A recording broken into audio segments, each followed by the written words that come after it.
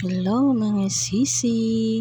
Dahil wala akong magawa ngayon mga sisi, ayan, nagugunting muna ako ng tela mga sisi kasi naubusan na nga ako ng taytayin. Isang linggo na pala akong hindi ako nakapasa ng mga tinaytay. Kaya ito, nag-overtime naman ako para maggupit, para kinabukasan magtaytay na lang ako ng magtaytay. Gabi na pala mga sisi, kaya ayan, lumabas ako sa may tindahan. Nag-itril pala ng saging ang asawa ko, kaya tinanong ko pala siya kung anong ulamin namin. Kaso sabi niya sa akin, ako daw bahala kung anong ulamin namin. Tapos ako na lang daw pala ang mamalingke. Kaya sabi ko para sa kanya, siya na nga lang ang mamalingke kasi nga magmamotor para mabilis. Sabi niya, tinatamad daw siyang mag-drive kaya ako na lang daw.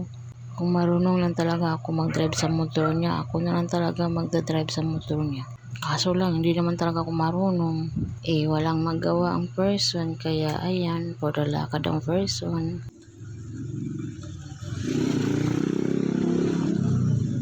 Ako lang pala mag-isa pumunta ng palengke mga sisi kasi nga nasa galaan si Chinchin. Mas maganda talaga maglakad pag may kasama ka para may makausap ka naman habang naglalakad. Kaso lang wala naman akong kasama kaya ayan, for the video na lang. At dito na pala ako agad sa may palengke. Tapos dumiretso pala ako sa may tindahan ni Kuya Jerry kasi nga dito bumibili si Balundong palagi ng karne.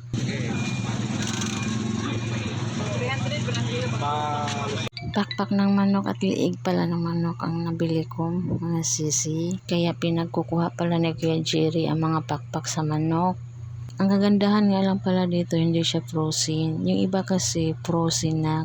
Ayaw ni Balundong ng frozen. Pag-uwi ko pala mga sisi, nakita ko pala si tatay, yung nagtitinda ng balot. Malapit lang bahay nila sa amin. Kaso lang dito ang pwesto niya. Dito talaga suki ni Balundong pag kumakain si Balundong ng balot kasi malapit lang kasi ito sa pwesto niya. Kaya ito na naman, for the lakad na naman ng person, pauwi.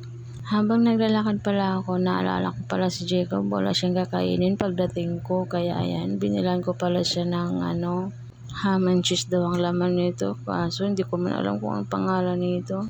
Kaya ito na lang pala ang binili ko kay Jacob. Pagdating ko pala, kinain pala agad ni Chinchin ng balot.